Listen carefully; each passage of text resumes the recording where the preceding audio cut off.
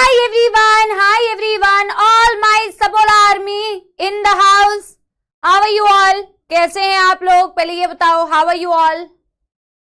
कैसे हैं आप लोग? ठीक है, मस्त है, स्वस्थ हैं? Yes everybody, yes.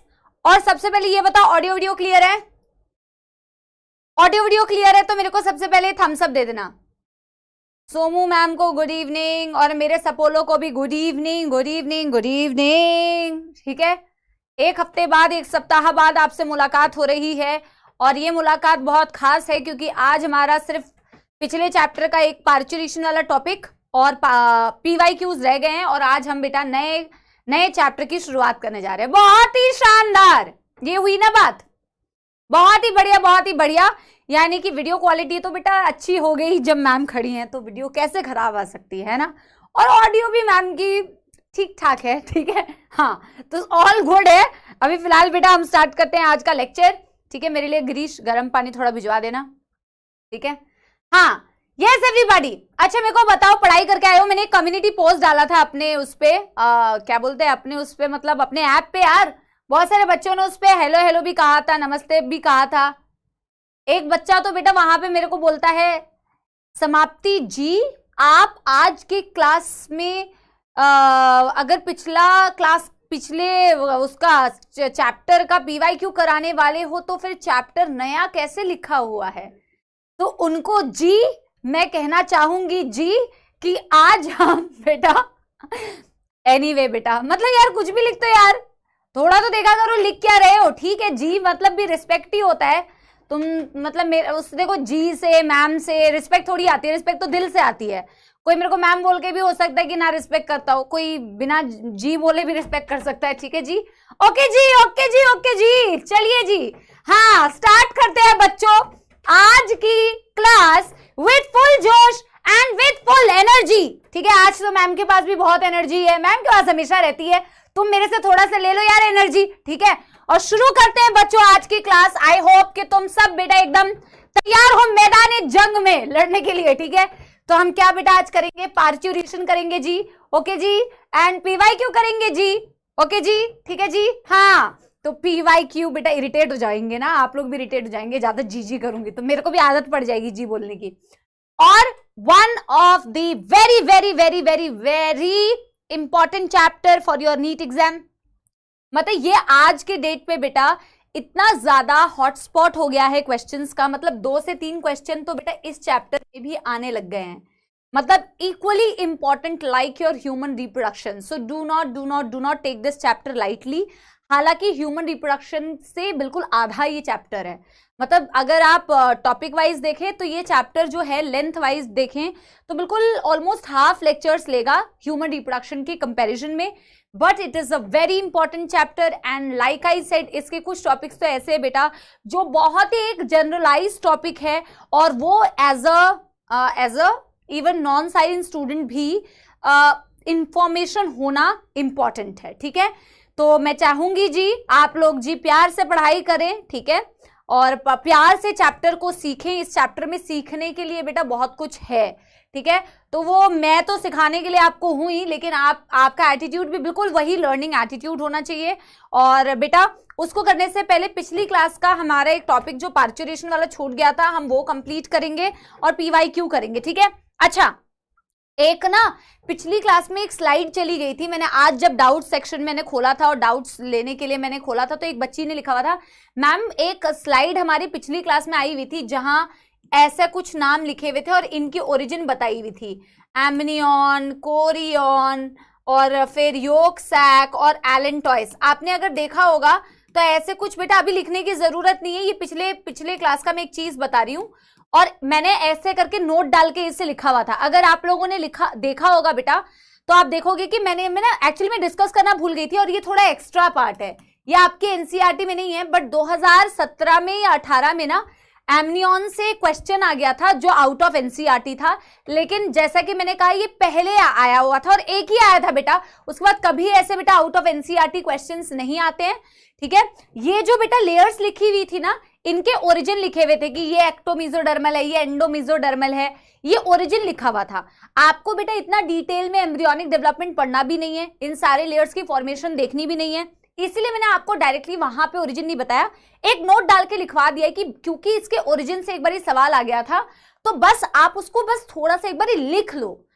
अब बेटा आपने रिसेंट ईयर पेपर देखे होंगे, नहीं आते हैं बेटा, ठीक है, तो ऐसे एक आधा क्वेश्चन है, ऐसा नहीं समझना मैम हमारे में आ गया तो, ठीक है, जो एनसीईआरटी वाला है पहले उस पर फोकस करो और वो पढ़ाई करो, ठीक है ना।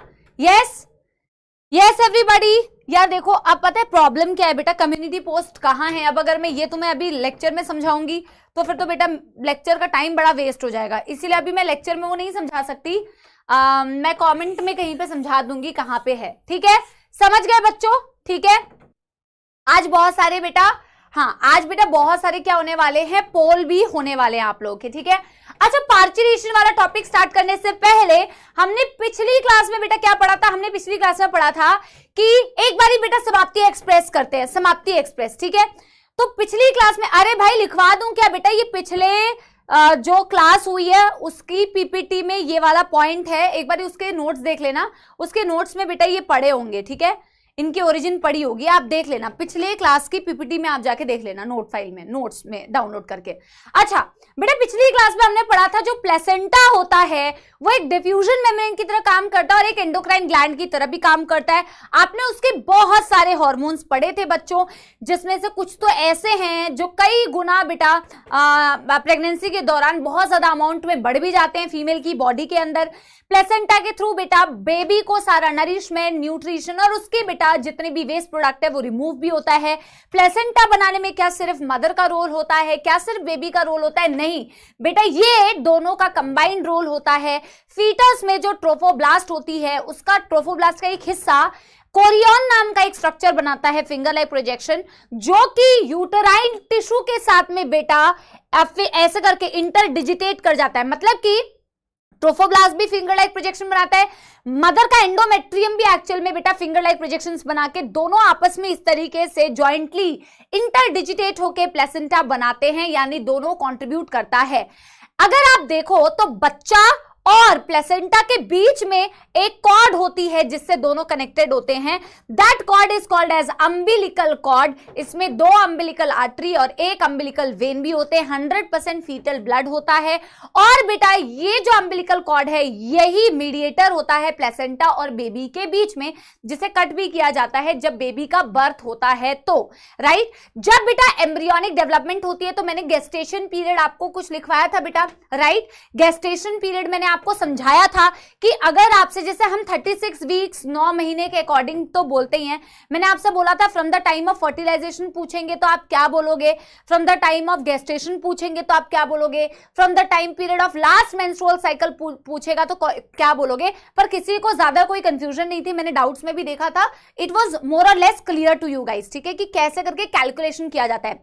गेस्टेशन बेटा होने के लिए 15 डेज टाइम पीरियड लगता है, राइट, गेस्टेशन होने के लिए 15 डेज टाइम पीरियड लगता है, वो आपने पूरा देख लिया होगा पूरा कैलकुलेशन। फिर बेटा एम्ब्रियोनिक डेवलपमेंट में एनसीईआरटी वाला सिर्फ आपको याद रखना है कि फर्स्ट मंथ में बच्चे का क्या बनता है बेटा, दिल बनता है। तो फर्स्ट मंथ में एम्ब्रियोनिक डेवलपमेंट में बच्चे का दिल बनता है। सेकेंड मंथ में बेटा क्या बनते हैं, लिम्स बन जाते हैं, लिम्स मतलब 4 limbs and hind limbs and digits बन जाते हैं। फिर बेटा थर्ड मंथ, और ये भी मैंने अब बताया था, 3 मंथ को एक ट्राइमेस्टर बोला जाता है। 3 मंथ इज 1 ट्राइमेस्टर, अगले 3 मंथ को बोल दोगे तो सेकेंड ट्राइमेस्टर, अगला 3 मंथ बोल दोगे तो थर्ड ट्राइमेस्टर हो जाएगा, ठीक है। तो फर्स्ट ट्राइमेस्टर यानी कि थर्ड मंथ में एक्सटर्नल जेनिटेलिया यानी कि सेक्स रिवील, मतलब वैसे तो सेक्स कोई पूछता नहीं है, जो ये सेक्स जानना तो बेटा जेंडर जानना तो इट्स अ क्राइम, एक्चुअल में अभी क्राइम सेक्स जानना नहीं है एक्चुअल में, लेकिन जेंडर जानने के बाद हमारे यहाँ पे एक टेस्ट होता है एमनियोसेंटेसिस, अभी मैं इस चैप्टर में बताऊंगी, उससे सेक्स डिटर्मिनेशन करना बैन कर दिया गया है इंडिया में, क्योंकि फीमेल पिटीसाइड के केस बहुत ज्यादा दिखने लगते हैं। एनीवे वो चीज मैं आपको बताऊंगी। और एक्सटर्नल जेनिटेलिया के साथ में ज्यादातर ऑर्गन सिस्टम बन जाते हैं। तो बेटा आज जो मैं आपको चैप्टर पढ़ाने वाली हूँ ना, उसमें आप देखोगे उसमें अबॉर्शंस का एक कॉन्सेप्ट है। तो उसमें कई बार ऐसा होता है ना बेटा, जेन्युइन रीजन की वजह से भी अबॉर्शंस करने पड़ जाते हैं कि यार जो प्रेगनेंसी फीमेल कैरी कर रही है ना, वो बच्चा जो मदर के बॉडी के अंदर डेवलप कर रहा है, वो या तो मदर का हेल्थ उतना अच्छा नहीं है कि वो उसको सस्टेन कर पाए, या बच्चे में ही कुछ बेटा ऐसे खतरनाक प्रॉब्लम्स है जो आगे जाके पैदा होने के बाद उसको प्रॉब्लम क्रिएट करे। तो जेन्युइन रीजंस या रेप केसेस में अगर प्रेगनेंसी हो जाती है तो ऐसे केसेस में अबॉर्शंस करना लाजमी है ऑब्वियसली, लेकिन लोग अपने मन से अबॉर्शन नहीं करा सकते। और ऑब्वियसली पहले 3 मंथ्स के अंदर अगर अबॉर्शंस कर दिए, आप देखोगे भी, आज मैं आपको इस चैप्टर में पढ़ाऊंगी भी, तो वो ज्यादा सेफ रहता है, क्योंकि बेटा 3 महीने के बाद आप देख रहे हो ऑर्गन सिस्टम बन जाता है, ज्यादातर ऑर्गन सिस्टम बन जाते हैं, ठीक है, ज्यादातर ऑर्गन सिस्टम बन जाते हैं, most of the organ systems are form. फिर आपने 4th मंथ में तो कुछ नहीं पढ़ा था, आपने 5th मंथ में पढ़ा था। 5th मंथ में क्या पढ़ा था बेटा? 5th मंथ में क्या पढ़ा था आपने? यस, 5th मंथ में बेटा क्या पढ़ा था? जल्दी बताओ। यस, आपने 5th पढ़ा होगा और आपने 6th भी पढ़ा था और आपने 7th भी पढ़ा था क्या? कौन कौन से मंथ्स पढ़े हैं? Yes, hair appear on the head, पहली बार हेयर आ जाते हैं हेड पर, और first movement of the baby, ये भी तो पढ़ा होगा ना, hair appear on the head, और पहला जो बच्चे का मूवमेंट होता है वो भी 5th मंथ में आपको दिखता है, राइट।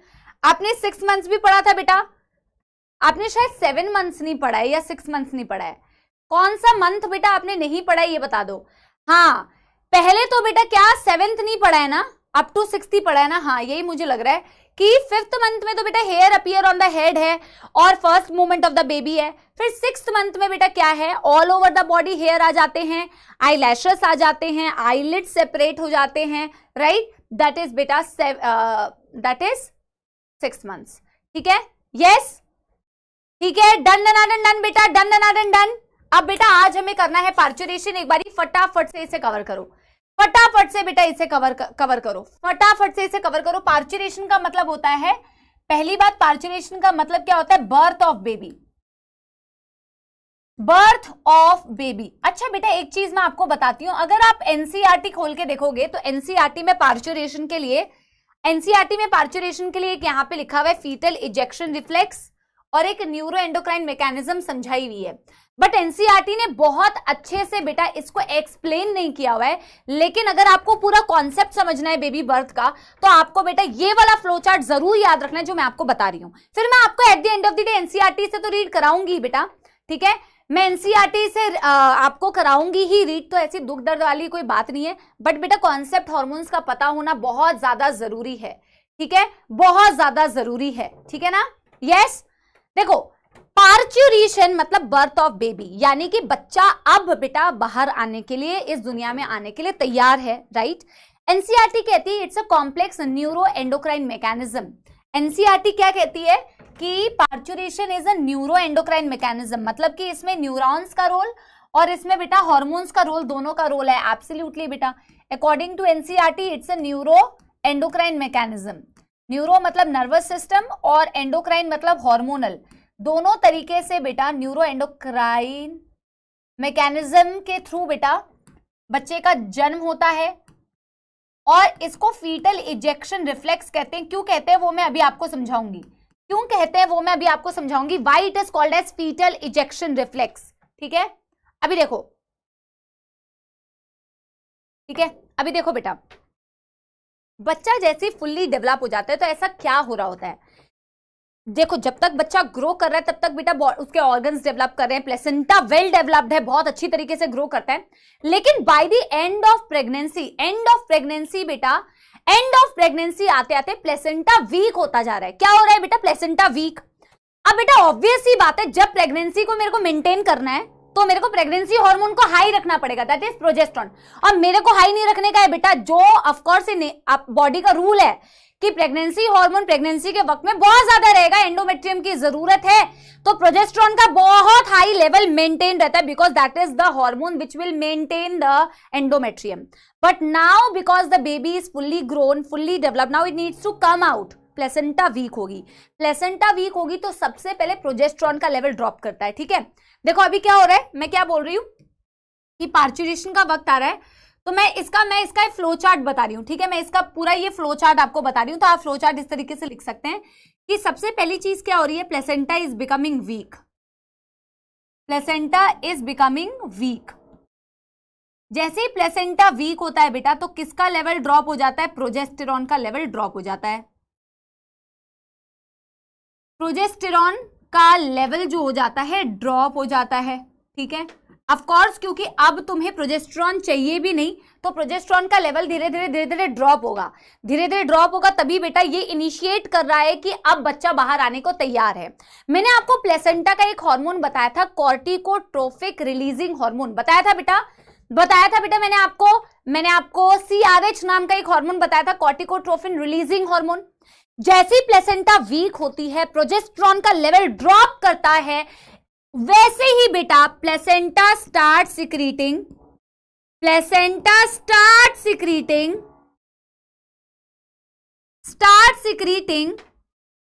कौन सा हार्मोन बेटा? CRH। कौन सा हार्मोन? CRH। ठीक है, इसको क्या बोलते हैं बेटा? कॉर्टिकोट्रोफिन रिलीजिंग हार्मोन। अच्छा, तुम्हें अगर 11th का कुछ याद हो, हालांकि कुछ बच्चे ऐसे होंगे जो कहेंगे मैम हमने तो 11th का कुछ भी नहीं पढ़ा, अगर तुम्हें 11th का कुछ याद हो, हमने किसी एक ग्लैंड के हार्मोन्स को कॉर्टिकोट्रोफ्स बोला था। किसी को याद आ रहा है? और जिसको नहीं याद आ रहा है उसको तो मैं बताऊंगी, आप ये फ्लो चार्ट लिखो, मैं इसका फ्लो चार्ट बेटा आगे यहां कंटिन्यू करूंगी, किसी को याद आ रहा है 11th क्लास जिन्होंने मेरे से पढ़ी है या नहीं भी मेरे से पढ़ी है, कहीं और से पढ़ी है, बट पढ़ा हो कि यार हमने एक हार्मोन के बारे में बताया था जो कि कॉर्टिकोट्रोफ्स कहलाते हैं, एड्रीनल ग्लैंड्स। एड्रीनल ग्लैंड में दो पार्ट्स होते हैं, एड्रीनल मेड्यूला और एड्रीनल कॉर्टेक्स। वेरी गुड, शाबाश बच्चों, शाबाश बेटा, वेरी नाइस, वेरी नाइस। जिसको नहीं पता है, किडनी के ऊपर एक ग्लैंड होती है एड्रीनल ग्लैंड, उसका सेंटर वाला पार्ट होता है मेड्यूला, जो कि मेड्यूलरी हार्मोन्स प्रोड्यूस करते हैं, जिसे एपिनेफ्रिन, नॉरएपिनेफ्रिन बोलते हैं, कैटेकोलिमीन्स बोलते हैं एक साथ। और उसी एड्रीनल ग्लैंड का बाहर वाला हिस्सा कॉर्टेक्स कहलाता है, जो ऐसे कॉर्टिकोट्रोफ हार्मोन्स को रिलीज करता है, जैसे कॉर्टिकोट्रोफ्स नहीं बोलते हैं, कॉर्टिकॉइड्स बोलते हैं उसको, कॉर्टिकॉइड रिलीज करता है, जोना ग्लोमेरुलोसा, जोना फैसिकुलेटा, अगर याद आ रहा है, मिनरलोकॉर्टिकॉइड, ग्लूकोकॉर्टिकॉइड, जिसमें कॉर्टिसोल आता है ग्लूकोकॉर्टिकॉइड्स में। ठीक है, अब देखो बेटा क्या होगा, प्लेसेंटा क्या सिक्रीट कर रहा है? CRH। तो कॉर्टिकोट्रोफिन रिलीजिंग हार्मोन है, डेफिनेटली इसका टारगेट कहीं ना कहीं ऐसे हार्मोन्स को रिलीज कराना होगा जिसका नाम ही कॉर्टिकोट्रोफ, कॉर्टी से मिलता जुलता है, ऑब्वियसली उसी को रिलीज करवाएगा, तभी इसका नाम है रिलीजिंग हार्मोन, राइट। ये जैसे ही प्लेसेंटा से सिक्रीट होता है बेटा, इसका फ्लो चार्ट मैं आगे यहां कंटिन्यू कर रही हूं, आप यहां कंटिन्यू करते हुए लिखो कि ये हार्मोन बेटा कहां पहुंचेगा? ये पहुंचेगा बेबी के अंदर। प्लेसेंटा से रिलीज हो रहा है तो प्लेसेंटा के थ्रू बेटा बेबी के अंदर जाएगा, तो ये जाएगा एड्रीनल कॉर्टेक्स ऑफ बेबी, यानी बेबी के एड्रीनल ग्लैंड को बेटा ये स्टिमुलेट करता है और बेबी के एड्रीनल ग्लैंड से दो हार्मोन्स रिलीज करवाता है, और दोनों के फंक्शन मैं आपको अभी बताऊंगी। देखो, अब देखो, तुम कहोगे कि मैम ये सारी चीजें क्या एनसीईआरटी में इस तरीके से एग्जैक्टली दी हुई है? एग्जैक्टली तो नहीं दी होती बेटा, लेकिन एनसीईआरटी में समरी में देखोगे तो समरी में दिया हुआ है कि पार्चुरेशन कराने के लिए प्रोस्टाग्लैंडिन का भी रोल होता है, पार्चुरेशन कराने के लिए कॉर्टिसोल का भी रोल होता है, पार्चुरेशन कराने के लिए ऑक्सीटोसिन के रिसेप्टर बनते हैं। तो वो पूरा कॉन्सेप्ट समझाने के लिए ये फ्लो चार्ट बताना पड़ेगा, ठीक है, वो पूरा कॉन्सेप्ट समझाने के लिए बेटा ये बताना पड़ेगा। ऐसा नहीं होता कि वर्ड टू वर्ड एनसीईआरटी में क्या ऐसे ही दिया हुआ है। हार्मोन के नाम दिए हैं ना बेटा, हार्मोन के नाम दिए, मतलब वो आपसे जानना चाह रही है कि आप बताओ कि वो कैसे कैसे रिलीज होता है और वो कैसे एक्चुअल में डिलीवरी करवाता है। ठीक है, तो आपको ये फ्लो चार्ट, और वैसे भी बेटा इट्स क्वाइट इजी। ठीक है, देखो क्या बोला बेटा, हमने बोला कि प्लेसेंटा क्या रिलीज करना स्टार्ट कर रहा है बेटा? कॉर्टिकोट्रोफिन रिलीजिंग हार्मोन। कॉर्टिकोट्रोफिन रिलीजिंग हार्मोन बेटा बेबी के एड्रीनल कॉर्टेक्स पर एक्ट करता है, और बेबी के एड्रीनल कॉर्टेक्स से बेटा कौन से हार्मोन को रिलीज करवाएगा? एक कॉर्टिसोल और दूसरा एक हार्मोन आपने 11th में पढ़ा होगा, अगर नहीं पढ़ा है तो मैं आपको यहां पे लिखवा दे रही हूं, जिसे DHEA बोलते हैं, और इसका मतलब होता है डाई हाइड्रो एपी एंड्रोस्टिरॉन। समझ आ रही है बात? समझ आ रही है बात एवरीबॉडी? यस यस, ठीक बेटा, पहले मेरे को ये बता दो, यहां तक कोई दुख दर्द समस्या? यहां तक कोई दिक्कत समस्या? पहले मेरे को ये बताओ, और मेरे को 1 सेकंड टाइम दो, मेरे को एक इंपॉर्टेंट कॉल करना है, ठीक है?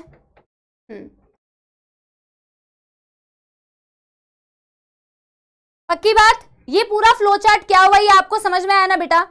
ये पूरा फ्लो चार्ट क्या हुआ, आपको समझ में आया ना?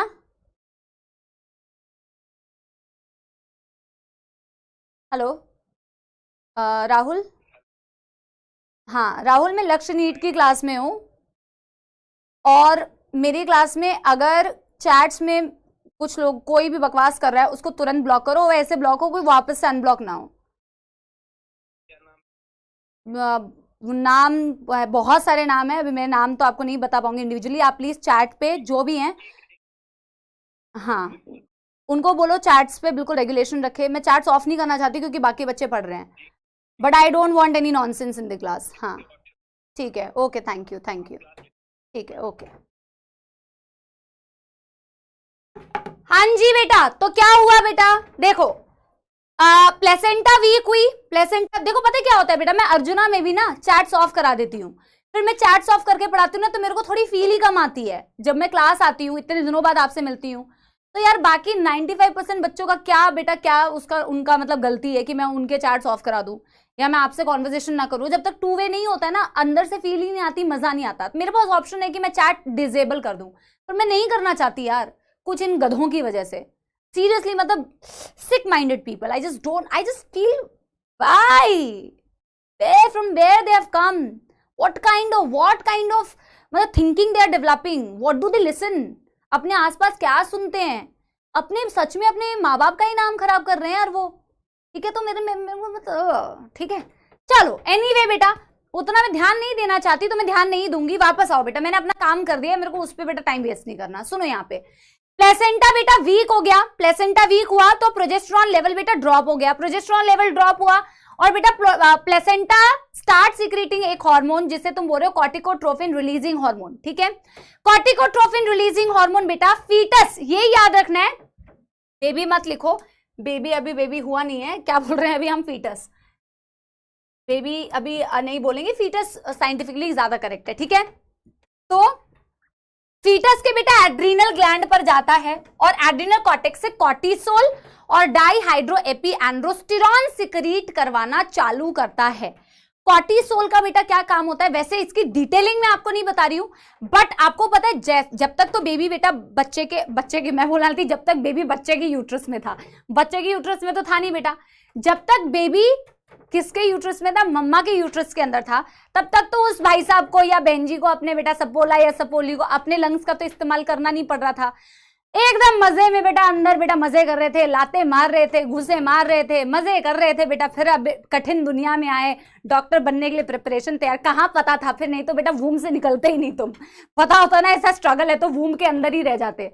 तो अभी बेटा उसने अपना लंग्स का तो यूज किया नहीं है ना, लेकिन जैसे ही वो जन्म लेता है और तुम्हें पता है वो रोता है, बहुत तेजी से रोता है, और रोना अच्छी बात होती है ना, रोना तो अच्छी बात होती है कि अच्छी बात क्यों होती है, मतलब तुम्हें अगर साइंटिफिकली देखा जाए तो एक्चुअली में जब वो फर्स्ट टाइम ब्रीथ करता है तो इट्स लिटिल पेनफुल, क्योंकि उसके लंग्स फर्स्ट टाइम फंक्शनल होते हैं। ठीक है, उसकी डिटेलिंग अभी आप कभी पढ़ोगे तो फर्स्ट टाइम वो ब्रीथ करता है, वो जरूरी है, उसके लंग्स खुलते हैं का मतलब आप बेसिकली याद रख लो कि एल्वियोलाई जो है वो फर्स्ट टाइम फंक्शनल हो रहा है, तो एल्वियोलाई की ओपनिंग के लिए बेटा ये कॉर्टिसोल रिस्पॉन्सिबल होता है। ठीक है, ये कॉर्टिसोल रिस्पॉन्सिबल होता है, तो एक चीज आप ये नोट कर लो, जिसकी वजह से बच्चा करता है वाह वाह, और आप बेटा अभी कर रहे हो। ठीक है, कुछ तो अभी तक उसी फेज में है, बट दिस इज द सच्चाई बेटा। अगर उस बच्चे को पता होता कि दुनिया इतनी बेरहम है तो शायद वो आता ही नहीं। ठीक है, चलो एनीवे बेटा, पैदा होते ही बोलेंगे अपना ये डॉक्टर बनेगा, इंजीनियर बनेगा। वैसे आजकल ये नोशन थोड़ा कम हो गया, आजकल के पेरेंट्स थोड़े अंडरस्टैंडिंग हो गए, बट 100% नहीं हुए हैं बेटा। तो it will take time for even parents to realise that let the kid do whatever that kid wants to do with of course some control. अगर पता है, ये बात तो फैक्ट है बेटा, अगर पूरा वो ढील दे दी जाती है ना तो बेटा बच्चे भी उसका गलत फायदा उठाते हैं। इट्स अ फैक्ट, आप नहीं समझोगे पर वो फैक्ट है, ये सच्चाई है, तो उसका बैलेंस रखना बहुत ज्यादा जरूरी है। बट खैर मैं आपको बेटा पेरेंटल केयर कैसे करना होता है, पेरेंटिंग कैसे करनी होती है वो मैं नहीं समझा रही हूँ, आपको अभी जरूरत नहीं है। ठीक है, तो उसकी कक्षा भी नहीं चल रही है। चलो, कॉर्टिसोल ने बेटा एक लेमन लैंग्वेज में याद रखो, सरल भाषा में याद रखो कि एल्वियोलाई की ओपनिंग करवाई, एल्वियोलाई की ओपनिंग करेगी तो सांस लेने में कंफर्ट होगा, ठीक है, सांस लेने में कंफर्ट होगा। Opening of alveoli, opening of alveoli facilitate breathing, facilitate breathing. अब देखो डाईहाइड्रो एपी एंड्रोस्टिरॉन, ये क्या कर रहा है बेटा, DHEA, डाईहाइड्रो एपी एंड्रोस्टिरॉन। बेटा DHEA का क्या काम है, DHEA का डायरेक्टली कोई काम नहीं है, डायरेक्टली बेटा, है ना, यस। तो बेटा जी DHEA का डायरेक्ट कोई काम नहीं है, DHEA जो होता है वो ईस्ट्रोजन में कन्वर्ट हो जाता है, और उसको ईस्ट्रोजन में कन्वर्ट करता कौन है, उसको ईस्ट्रोजन में कन्वर्ट करने के लिए होता है प्लेसेंटा। लेकिन ईस्ट्रोजन में इसे कन्वर्ट क्यों किया, इसके बारे में हम अगले फ्लो चार्ट में लिखेंगे। पहले आप यहां तक देखो कि यहां तक मौत तो नहीं आ रही, कि कौन कौन सी चीज हुई। आप पहले ये देखो कि यहां तक कोई दुख दर्द समस्या तो नहीं है। आप इसको एक बार ही रीड करो, मैं एसी का टेम्परेचर थोड़ा ठीक करके आती हूँ बेटा। यस, यहां तक बेटा कोई दुख दर्द समस्या,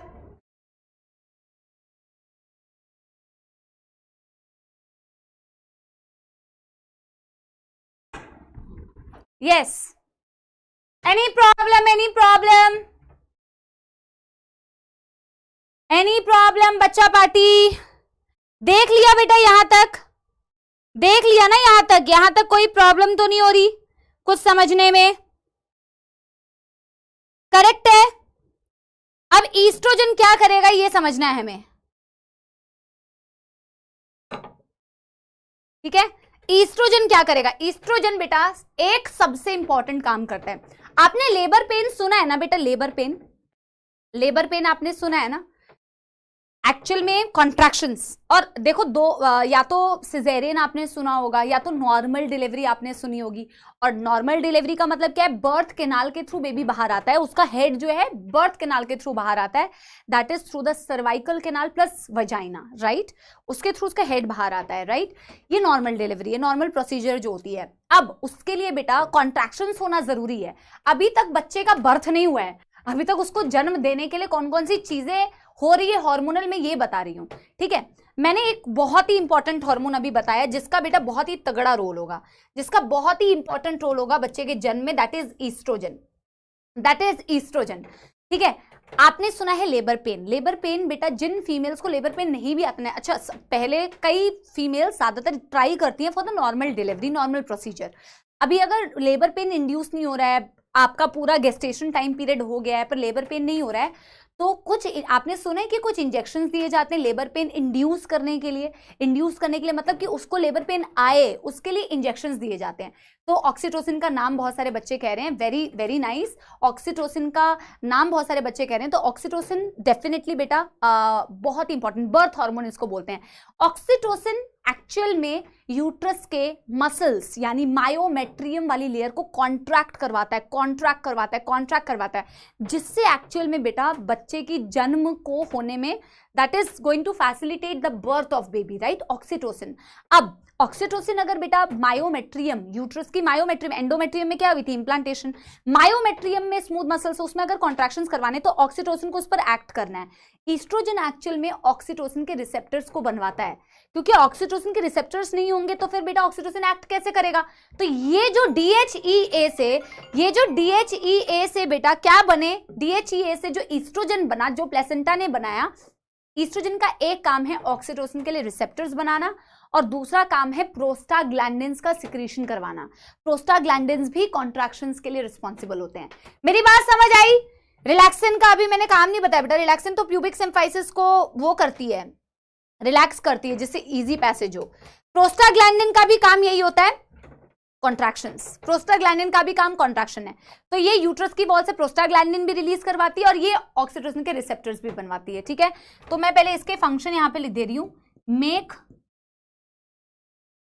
ऑक्सीटोसिन रिसेप्टर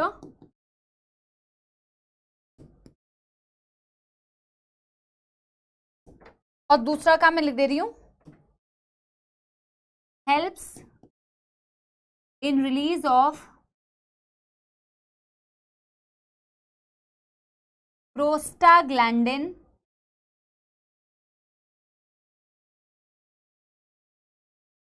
अरे यार बेटा यहाँ आया नहीं, क्या करूं, इसको ऊपर लिख देती हूँ, ठीक है। रिलीज ऑफ प्रोस्टाग्लैंडिन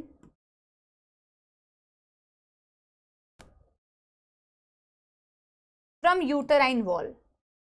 एनसीईआरटी के समरी में प्रोस्टाग्लैंडिन का भी रोल दिखाया हुआ है फॉर पार्चुरेशन। तो आपको समझ नहीं आता होता है कि मैम थ्योरी में तो दिया ही नहीं है प्रोस्टाग्लैंडिन, तो प्रोस्टाग्लैंडिन कैसे करवाता है पार्चुरेशन? ये भी कॉन्ट्रैक्शंस करवाता है, ये भी कॉन्ट्रैक्शन करेगा, ठीक है।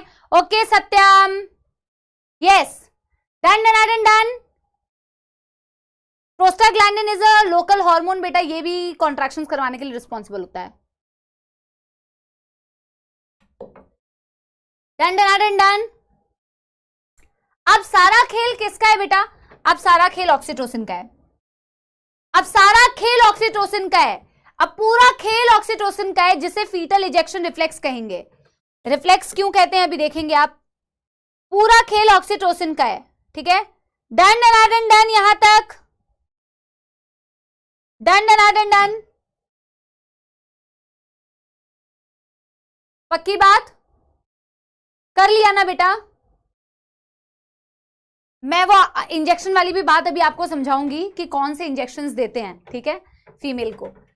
अब बेटा ऐसे करके हेडिंग डाल के लिखो, फीटल इजेक्शन, इजेक्शन मतलब बाहर आना, रिफ्लेक्स। एक तो मैंने आपको बताया कि ऑक्सीटोसिन के रिसेप्टर कैसे बने। अब ऑक्सीटोसिन कैसे रिलीज हो रहा है, अब वो देखो। फुल्ली डेवलप बेबी हो गया, फुल्ली डेवलप फीटस,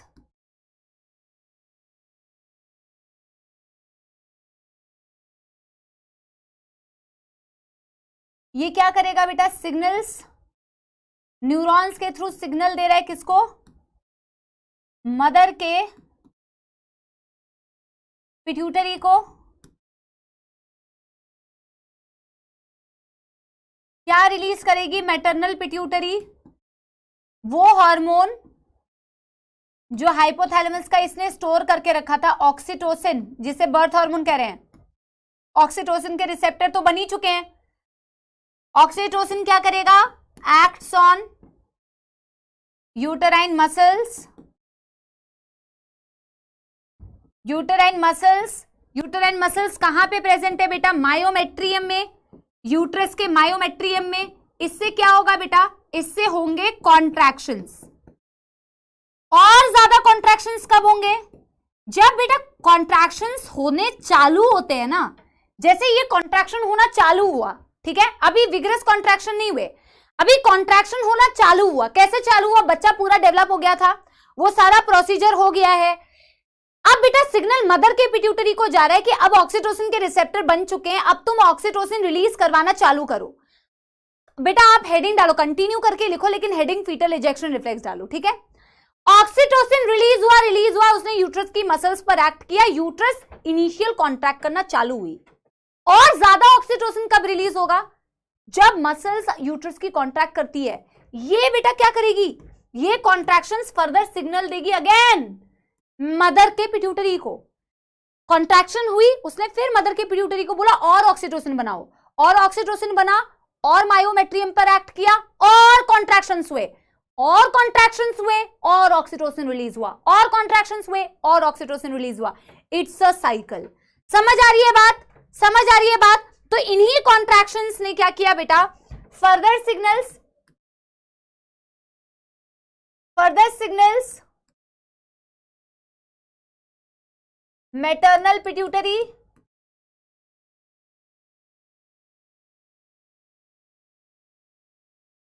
मोर ऑक्सीटोसिन,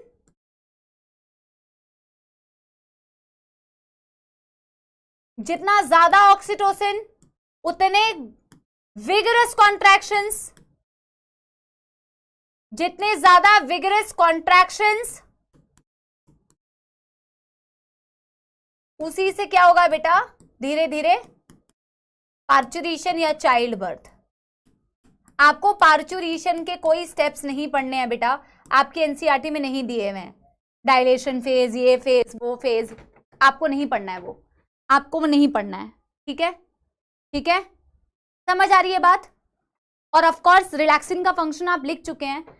जो हिप वाला एरिया होता है, पेल्विक गर्डल होता है, उसमें प्यूबिक सिम्फाइसिस को रिलैक्स करने का काम करती है रिलैक्सिन, ताकि इजी पैसेज हो जाए बेबी का, है ना, इजी पैसेज। अब मैंने आपको इंजेक्शन की बात करी कि यार जिन फीमेल्स में इंड्यूस नहीं होता है बेटा, उसको आर्टिफिशियल ऑक्सीटोसिन दिया जाता है, और उस आर्टिफिशियल ऑक्सीटोसिन को पिटोसिन भी बोलते हैं, ताकि और कॉन्ट्रैक्शंस को आप इनिशिएट कर सको। तो मैं एक नोट डाल के वो बात लिख रही हूं कि पिटोसिन, जिसको आप बोलते हैं artificial oxytocin,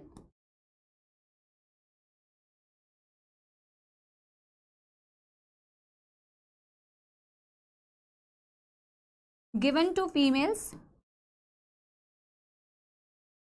females to induce labor pain।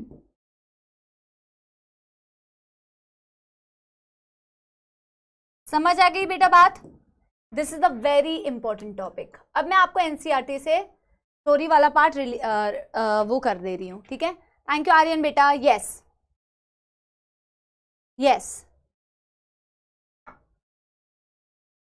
अच्छा देखो बेटा, मैं पोल्स क्रिएट करूंगी अभी, लेकिन अगर आप में से किसी के पास भी पोल नहीं जाता है, ठीक है, अगर आप में से किसी के पास भी पोल नहीं जाता है बेटा, तो ओके रिहान, ओके बेटा, अगर किसी के पास पोल नहीं जाता है तो प्लीज आप कमेंट्स में आंसर दे देना, उस पर अपना टाइम वेस्ट मत करना, क्योंकि पोल कराने का पर्पस सिर्फ ये है कि पोल में मुझे आंसर्स दिख जाए। अगर नहीं जा रहा है आपके पास, इट्स ओके, आप नॉर्मल कमेंट में आंसर दे दो। कमेंट में भी नहीं आंसर देना है तो आप खुद के लिए बेटा वो सॉल्व करो, खुद के लिए जेन्युइनली सॉल्व करो, और देखो कि इतना पढ़ने के बाद पूरा एनसीईआरटी मैम ने क्लास में पढ़ा है। कोई ये नहीं बोल सकता कि मैम ने एनसीईआरटी की क्लास में रीडिंग नहीं कराई है।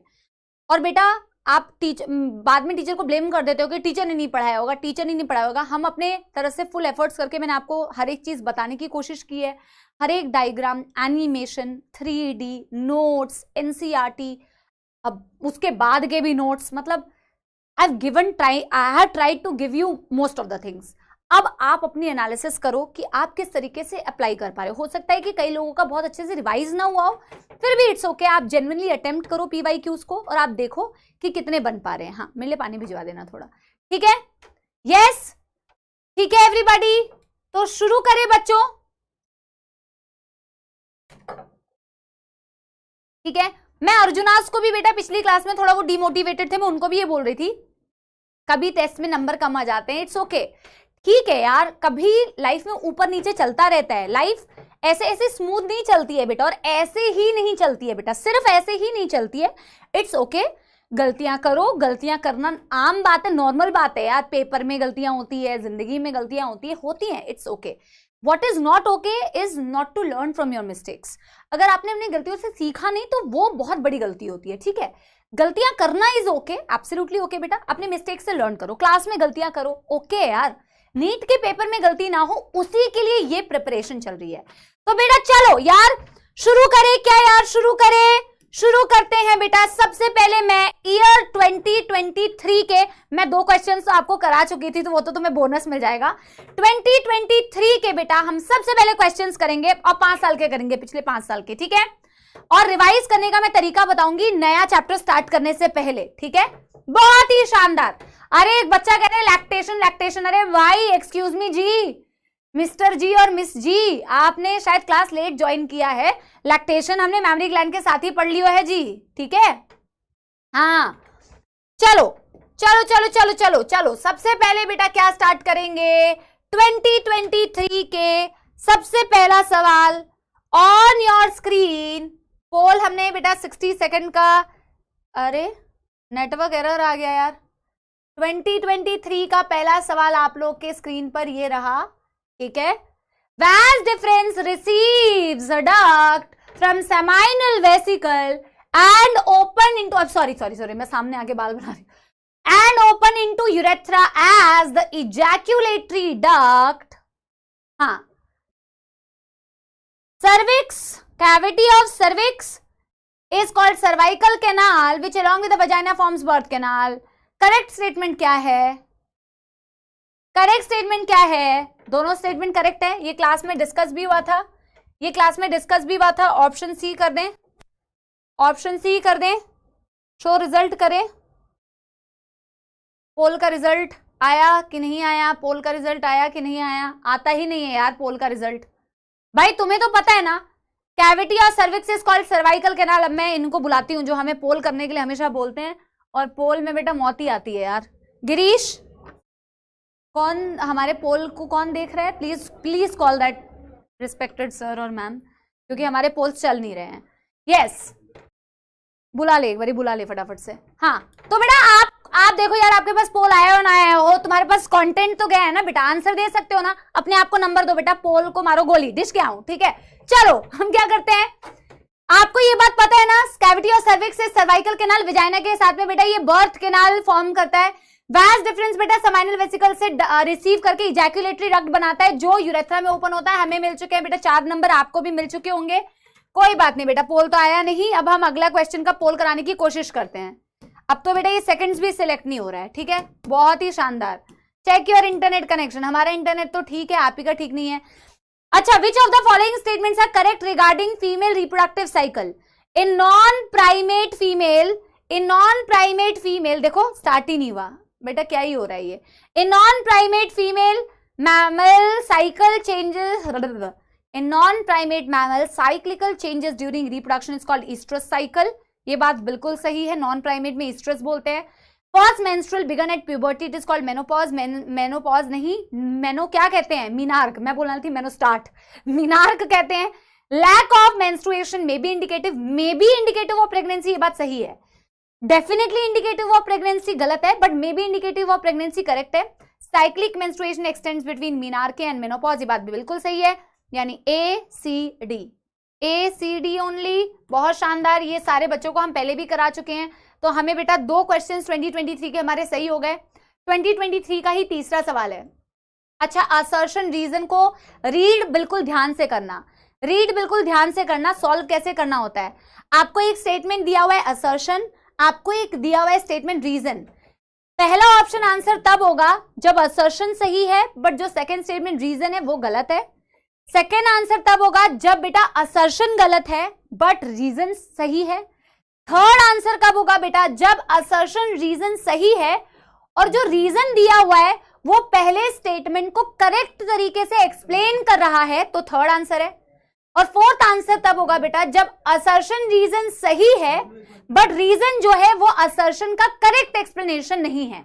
ठीक है, इतनी तो अंग्रेजी आपको समझ में आ रही है ना, इतनी अंग्रेजी आपको समझ में आ रही है ना, कि देखो एक कंडीशन होता है कि दोनों सही हैं लेकिन रीजन जो दिया हुआ है ना वो पहले स्टेटमेंट को सही से एक्सप्लेन नहीं कर रहा है, और एक कंडीशन होता है कि दोनों सही है, जो रीजन दिया हुआ है वो इसको बिल्कुल सही तरीके से एक्सप्लेन कर रहा है। अभी मैं आपको समझाऊंगी। ठीक है, जैसे दिया हुआ है endometrium is necessary for implantation of blastocyst, ये बात तो सही है। एंडोमेट्रियम बेटा इंप्लांटेशन के लिए नेसेसरी होती है क्योंकि वहीं पे जाके बेटा इंप्लांटेशन होती है। In absence of fertilization, corpus luteum degenerate that cause disintegration of endometrium. And so अब तो पोल चल ही नहीं रहा है, अब तो क्लिक ही नहीं हो रहा है, नेटवर्क एरर। हाँ एरर बोल रही हूँ यार। हाँ हुआ था गिरीश, हुआ था लेकिन आंसर्स नहीं आए थे और अब पोल ही नहीं चल रहे हैं। ठीक है, और मेरा टाइम वेस्ट हो रहा है। चलो, in absence of fertilisation corpus luteum degenerate that causes disintegration of endometrium, ये बात भी बिल्कुल सही है। फर्टिलाइजेशन नहीं होगी तो प्रेगनेंसी नहीं होनी है, तो कॉर्पस ल्यूटियम डिसइंटीग्रेट हो जाएगा जिसकी वजह से एंडोमेट्रियम डीजनरेट हो जाएगा। दोनों स्टेटमेंट बिल्कुल सही है। पहली बात तो ये आंसर तो नहीं है, फर्स्ट और सेकंड तो आंसर नहीं है, आपको पता है दोनों करेक्ट है, दोनों ट्रू है। बट अब आपको चेक करना है कि क्या ये रीजन असर्शन को सही से एक्सप्लेन कर रहा है। ज्यादातर बच्चों के सही आंसर आए जिससे कि मेरे दिल को काफी खुशी मिल रही है, क्योंकि ऐसे क्वेश्चन ज्यादातर बच्चे गलत करते हैं लेकिन आपकी क्लास में मैक्सिमम का सही हो रहा है। अब मैं आपको एक्सप्लेन करती हूँ। देखो आंसर इसका क्या है बेटा, रीजन जो है वो करेक्ट एक्सप्लेनेशन नहीं है, रीजन इसका करेक्ट एक्सप्लेनेशन नहीं है। आपने फर्स्ट स्टेटमेंट में बोला एंडोमेट्रियम इंप्लांटेशन के लिए जरूरी है, और दूसरे स्टेटमेंट में बोला कि फर्टिलाइजेशन नहीं होगी तो कॉर्पस ल्यूटियम डीजनरेट हो जाएगा जिससे एंडोमेट्रियम डीजनरेट होगी। तो इससे बेटा फर्स्ट स्टेटमेंट की एक्सप्लेनेशन कैसे मिलती है, एंडोमेट्रियम इम्प्लांटेशन के लिए नेसेसरी है क्योंकि वहां पे इम्प्लांटेशन होता है, वहीं पे जाके एम्ब्रियो चिपकता है, वहीं पे आगे एम्ब्रियोनिक ग्रोथ होती है। अगर ऐसा कोई स्टेटमेंट सेकंड में दिया होता तो आप बोलते कि यार सेकंड जो स्टेटमेंट दिया है वो फर्स्ट को सही से एक्सप्लेन कर रहा है, वो फर्स्ट को सही से एक्सप्लेन कर रहा है। अब endometrium is essential for implantation, endometrium is necessary for implantation, और सेकंड वाला इंडिपेंडेंट। बेटा समझ आ रही है बात की नहीं, ये बता दो। यस एवरीबॉडी समझ आ रही है? अगर सेकंड स्टेटमेंट कुछ ऐसा दिया होता जिससे ये एक्सप्लेन होता कि क्यों जरूरी है तो ठीक है। ओके यार, फास्ट क्या होता है भैया, एक्सप्लेन भी करना होता है क्लास के बच्चों को कि तुम ही टीचर बन जाओ नलायकों।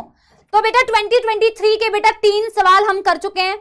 अब हम करने जा रहे हैं 2022 का पहला सवाल, और 2022 का ये सवाल बहुत ही अच्छा सवाल है। Very good question. This question will hurt you, this question will hurt you if you don't study well, if you do only जी मैडम जी। ओके बेटा जी, हाँ चलिए, बहुत प्यारा क्वेश्चन है बेटा, इसको ध्यान से रीड करिए, ठीक है, ध्यान से रीड करिए। मैं एक और बार ट्राई करती हूँ, अब ट्राई करने का कोई स्कोप नहीं है बेटा, चलता ही नहीं है ये। Which of the following statements are true for spermatogenesis but do not hold true for oogenesis? इसमें से कौन से स्टेटमेंट है जो स्पर्मेटोजेनेसिस के लिए सही है बट oogenesis के लिए सही नहीं है? तो it result in the formation of haploid gamete, ये दोनों के लिए सही है। oogenesis में भी हैप्लॉइड गैमीट ही बनेगा, आगे जाके स्पर्मेटो में भी बेटा हैप्लॉइड गैमीट बनेगा। तो ऐसा तो नहीं है कि ये oogenesis के लिए सही नहीं है, तो ये आंसर हमारा नहीं है। Differentiation of gamete occur after completion of meiosis, ये बेटा क्या स्पर्मेटोजेनेसिस के लिए ट्रू है और क्या oogenesis के लिए ट्रू नहीं है? कोई मुझे आंसर को एक्सप्लेन भी करेगा साथ में। ये बात बिल्कुल सही है कि ये स्पर्मेटोजेनेसिस के लिए सही है, oogenesis के लिए सही नहीं है, पर कोई मुझे इसे एक्सप्लेन करेगा आंसर कॉमेंट्स में? क्या मुझे कॉमेंट्स में कोई बेटा आंसर करेगा? क्या मुझे कॉमेंट्स में बेटा, अरे यार सॉरी गलती से वो हो गया था, कोई मुझे कॉमेंट्स में बेटा करेगा आंसर यस कि डिफरेंशिएशन का मतलब क्या है? Differentiation of gamete occur after completion of meiosis, जब मियोसिस हो जाती है तो आप देखो स्पर्मेटोजेनेसिस में स्पर्मेटिड बनते हैं, और स्पर्मेटिड की जब कन्वर्जन होती है स्पर्म्स में उसे डिफरेंशिएशन बोलते हैं। याद आ रहा है? उसे डिफरेंशिएशन बोलते हैं। ये आपको एक्सप्लेनेशन पता होनी चाहिए, एनसीईआरटी के वो फ्लो चार्ट में लिखा हुआ है कि स्पर्मेटिड का स्पर्म में कन्वर्ट होना डिफरेंशिएशन कहलाता है या स्पर्मियोजेनेसिस कहलाता है। वो डिफरेंशिएशन डेफिनेटली सिर्फ और सिर्फ स्पर्मेटोजेनेसिस में होता है, oogenesis में ऐसा कोई डिफरेंशिएशन नहीं हुआ। तो ये बात बिल्कुल सही है कि ये स्पर्मेटोजेनेसिस के लिए करेक्ट है, oogenesis के लिए करेक्ट नहीं है। It's a very very very nice question, it's a question completely from NCERT but with a very very very nice language. ये होते हैं लेवल ऑफ क्वेश्चन, अच्छा क्वेश्चन, ऐसा नहीं कि तो क्वेश्चन मतलब बाहर से दे दिया, ठीक है। मियोसिस अगर continuously in mitotically dividing stem cell population, ये बात स्पर्मेटोजेनेसिस के लिए बिल्कुल करेक्ट है, oogenesis के लिए करेक्ट नहीं है क्योंकि oogenesis में अरेस्ट होते रहते हैं। क्या हो रही है मेरी अंग्रेजी को, हाँ, और हिंदी को, अरेस्ट होता रहता है बेटा, कभी मेटाफेज में अटक गया है, कभी प्रोफेज में अटक गया है, तो ये बिल्कुल स्पर्मेटोजेनेसिस के लिए करेक्ट है। It is controlled by luteinizing hormone and FSH secreted by the anterior pituitary, ये दोनों के लिए सही है। ये oogenesis में भी सही है, ये स्पर्मेटोजेनेसिस में भी सही है, तो ये आंसर तो नहीं होगा। It is initiated at puberty, बिल्कुल सही बात, जो स्पर्मेटोजेनेसिस है वो प्यूबर्टी में इनिशिएट होता है, oogenesis एम्ब्रियोनिक लाइफ में इनिशिएट होता है, ठीक है। तो बेटा क्या आंसर हो जाएगा? B C and E, B C and E. क्या कोई दुखदर्द समस्या बेटा? क्या कोई दुखदर्द समस्या? करेक्ट है। तुम तो बेटा अगले क्वेश्चन का भी आंसर दे रहे हो क्या? ठीक है ना। चलो 2022 का बेटा अगला सवाल, eight which stage of life oogenesis is initiated. ये तो बेटा हलवा सवाल दे दिया है आप लोगों को, गिफ्ट में दे दिया है आप लोगों को सवाल, ये तो हर एक कण कण में बेटा समाया होगा। oogenesis बेटा एम्ब्रियोनिक लाइफ में स्टार्ट होती है, इससे अच्छा सवाल आपको मिल नहीं सकता। इस तरीके के मिक्स क्वेश्चन भी रह सकते हैं बेटा कि किसी एक का लैंग्वेज देखो कैसा दिया हुआ था, एक दो स्टेटमेंट का लैंग्वेज, बस ये वाला लैंग्वेज और ये लैंग्वेज कंटिन्यूअसली आपको समझना था, बाकी तो बहुत ईजी है ना। अच्छा बेटा इसी का 2022 का ही तीसरा सवाल, 2022 का ही तीसरा सवाल, given below are the 2 statements, बेटा आपको बताना है कि क्या है answer. Release of sperm into the seminiferous tubule is called as spermiation. Spermiogenesis is the formation of sperms from spermatogonia. आपको अगर याद आ रहा हो, मैंने यही लाइन आपको नोट्स में लिखवाई थी कि एनसीईआरटी तो कहती है release of the sperm into the lumen of seminiferous tubule is called as spermiation. फिर मैंने आपसे कहा था कि लेकिन जितनी बार नीट में सवाल आया है तो उसने ये वाली चीज दी हुई है कि release of the sperm into the seminiferous tubule, release of the sperm, अच्छा एनसीईआरटी कहती है फ्रम कहती है, बट एक्चुअल में उसके ल्यूमन में भी स्पर्म के रिलीज होने को स्पर्मिएशन कहते हैं। आप मेरी बात समझ पाए बेटा, आप मेरी बात समझ पाए? एनसीईआरटी कहती थी release of sperm from the seminiferous tubule is called spermiation. मैंने आपसे क्लास में लिखवाया था कि सिर्फ फ्रम नहीं, एक्चुअल में वो ये कहना चाह रही है, बट थोड़ा लैंग्वेज में प्रॉब्लम हुआ। एक्चुअल में सेमिनिफेरस ट्यूब्यूल के ल्यूमन में स्पर्म का रिलीज होना, उसको भी आप स्पर्मिएशन भी कह सकते हो, ठीक है? तो ये स्टेटमेंट बिल्कुल करेक्ट है। स्पर्मियोजेनेसिस यानी कि generation of sperm, but generation of sperm from spermatid it is called as spermiogenesis. इसमें दिया हुआ है स्पर्म फ्रॉम स्पर्मेटोगोनिया, ये स्टेटमेंट फॉल्स है, तो statement 1 is correct but statement 2 is incorrect. Clear हो गया बच्चों सभी को? यस, +4 दे दें। 2022 के 3 सवाल हो गए, अब 2021 के बेटा 2 सवाल है। अच्छा, ये वाला क्वेश्चन ही मैं आपको कह रही थी कि जो फर्स्ट चैप्टर रिप्रोडक्शन वाला, इन ऑर्गेनिज्म वाला जो चैप्टर, जो मैं आपको रिसेप्टर्स के बारे में बता रही थी कि ये नाम बताऊं या नहीं बताऊं, ये मैं आपको अभी एक्सप्लेन कर दूंगी, ठीक है? आप पहले ये वाला करो। विच of the following is not an important component of initiation of parturition? Parturition में इनमें से क्या नहीं होता? देखो नीट में आया ना प्रोस्टाग्लैंडिन से रिलेटेड, ठीक है? Increase in oestrogen progesterone ratio, जल्दी बताओ। ऑफ कोर्स होगा, क्योंकि प्रोजेस्टेरॉन का अमाउंट घटता है, प्रोजेस्टेरॉन का अमाउंट घटेगा तो इनका रेशियो तो बढ़ेगा ही ना, हाँ इनका रेशियो तो बढ़ेगा ही डेफिनेटली। ये एक बहुत इंपॉर्टेंट कंपोनेंट है पार्चुरेशन का, बहुत इंपॉर्टेंट कंपोनेंट है प्रोस्टाग्लैंडिन का रिलीज होना, ऑक्सीटोसिन का रिलीज होना। अगर किसी को फर्स्ट वाला नहीं भी पता होता ना, बट प्रोलैक्टिन का बेटा डिलीवरी से क्या लेना देना है? प्रोलैक्टिन का तो कोई रोल ही नहीं है, प्रोलैक्टिन तो मिल्क से रिलेटेड है, उसका डिलीवरी से क्या लेना देना है? समझ गए मेरी बात? आसान है या नहीं? राइट, ठीक है। अब ये देखो, receptor for sperm binding in mammals are present in, ये एक्चुअल में फर्स्ट चैप्टर के उस टॉपिक से रिलेटेड है। अगर आप वो पढ़ते तो आपको ये अभी भी पता होता, ऐसा नहीं है ये आपके नोट्स में नहीं है आपके पास। आपको याद है मैंने आपको बताया था एग्लूटिनेशन रिएक्शन, वहां मैंने एक्चुअल में ये नाम बताया नहीं, ये सोच के कि आपने फर्स्ट चैप्टर पढ़ा नहीं है, वरना मैं वहां पे बता देती, आपको समझ आ जाता। मैंने आपको ये बताया था स्पर्म के पास होता है क्या बताया था बेटा मैंने? एंटी फर्टिलाइजिन, याद आ रहा है?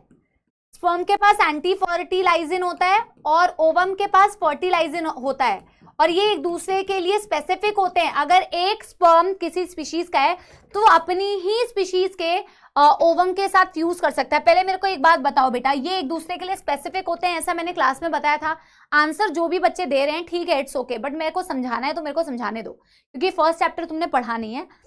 ये मैंने बताया था कि एग्लूटिनेशन रिएक्शन होता है, स्पर्म और ओवम एक दूसरे को पहचानते हैं, और एक ही स्पीशीज एक ही स्पर्म और ओवम आपस में कंपैटिबल क्यों होते हैं? क्योंकि जो स्पर्म का एंटी फर्टिलाइजिन है वो ओवम के फर्टिलाइजिन से कॉम्प्लीमेंट करता है, राइट?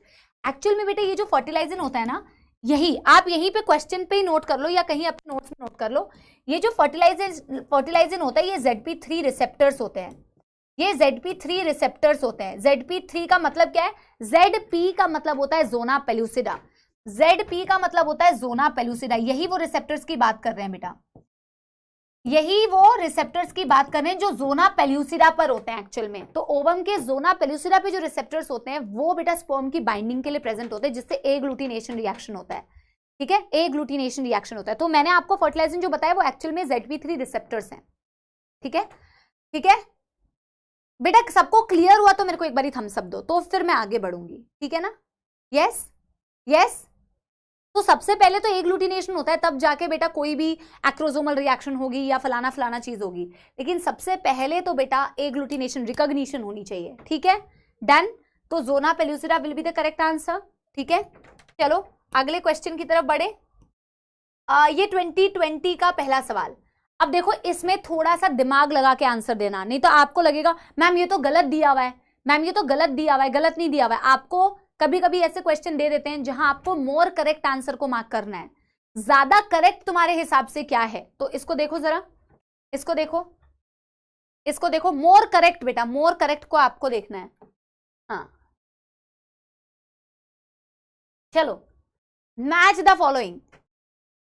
देखो सबसे पहले लेडिक सेल्स का तो सबसे पहले लगा दो एंड्रोजन, डी का हो गया 3। अरे यार एक ही आंसर बनता है, एक ही आंसर बनता है, ऑप्शन 4।